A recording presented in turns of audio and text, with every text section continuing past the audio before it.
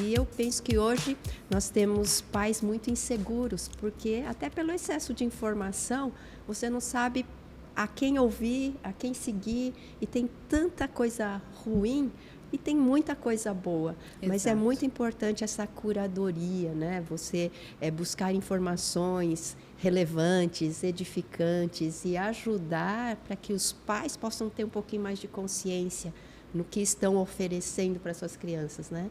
Não sei como que você vê isso, mas muitos pais utilizam às vezes TV, tecnologia como babás eletrônicas. O que você pensa disso? Como é que Sim. você vê essa história? Porque a criança fica quietinha mesmo quando ela está com um aparelho na mão e às vezes os pais acham, então está melhorando a concentração, está tendo bastante estímulo, está aprendendo coisas boas. Será que é isso?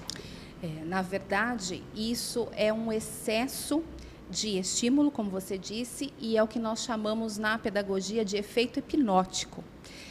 Esse efeito hipnótico traz na criança um bloqueio no processo de aprendizagem. Enquanto professora em sala de aula, eu me deparei várias vezes com a imensa dificuldade de concentração dos meus alunos.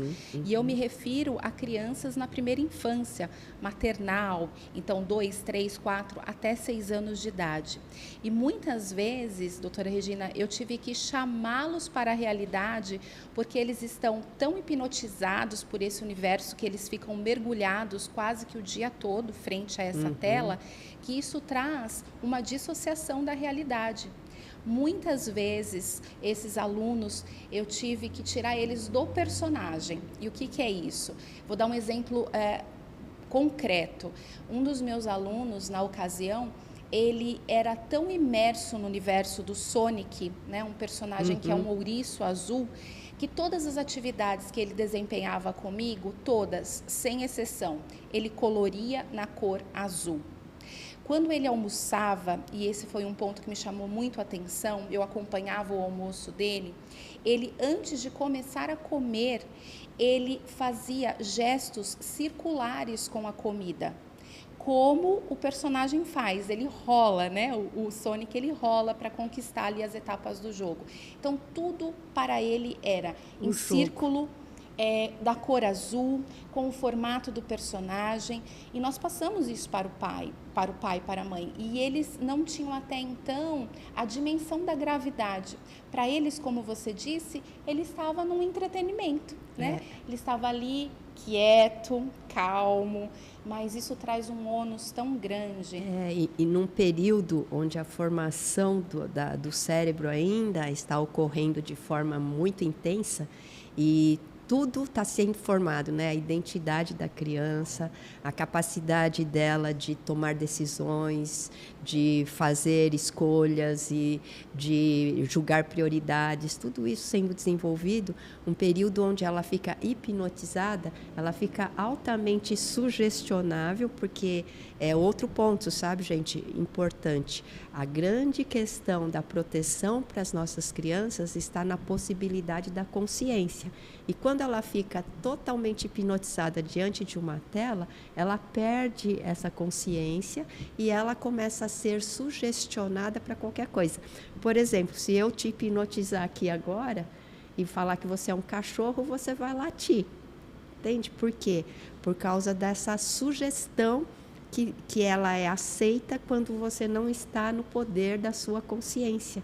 Então, isso que você está falando e contando é gravíssimo, porque nós estamos muitas vezes roubando das crianças essa capacidade, né, de ter consciência, de ter um pensamento reflexivo que vai protegê-las de sugestões absurdas, né? Como eu falar que ela é um cachorro e ela começar a achar que é um cachorro, viver como um cachorro, como já ouvimos falar que está acontecendo na Europa, de pessoas que estão se identificando com animais. Então, o que está acontecendo, né, com as nossas crianças quando nós não desenvolvemos essa capacidade de pensar, essa capacidade de refletir, e é isso que você tá relatando. Teve um caso também que eu ouvi em consultório, que eu atendo clínica também, né? De uma criança que só queria se vestir com a roupa do personagem e não queria ir para a escola sem aquela roupa. E a mãe, uma criança pequena, não tinha autoridade nenhuma sobre a criança. O que ela fazia? Ela levava a criança com aquela roupa até a porta da escola, chegava lá na escola, trocava a roupa, que daí a criança aceitava trocar, punha o uniforme, a criança entrava e quando saía, a mãe tinha que trocar a roupa dele, ele só saía com o uniforme do personagem. E aí um dia ele cuspiu na cara do pai, fez uma malcriação lá, e o que a mãe falou? Olha, você não pode fazer isso, ele é amiguinho do tal personagem. A mãe incentivando e reforçando isso daí, né, Kátia? Exatamente. Então a gente entende negativo. quanto que essa falta de conhecimento dos pais pode levar a um caso tão grave. Essa dissociação que ela está falando são de transtornos gravíssimos que podem chegar a um transtorno. O transtorno dissociativo de personalidade é um dos mais graves, é quando você perde a noção do real e vive só o que está na sua cabeça. É como se agora eu falasse para você, não, Kátia, eu sou Jesus Cristo. Você fala, mas como que você sabe? Eu sou Jesus Cristo, porque isso... Daí você vai dizer, ela está louca, né? Ela precisa... É mais ou menos isso que é uma dissociação. Quando eu acredito só naquilo que passa dentro da minha mente e não aceito a quase um realidade. princípio de esquizofrenia, vamos Isso, dizer é uma assim. esquizofrenia coletiva. A gente poderia dizer que se nós não, né, estivermos cuidando das nossas crianças, estimulando esse outro lado reflexivo, nós podemos causar esse tipo de coisa nas nossas crianças.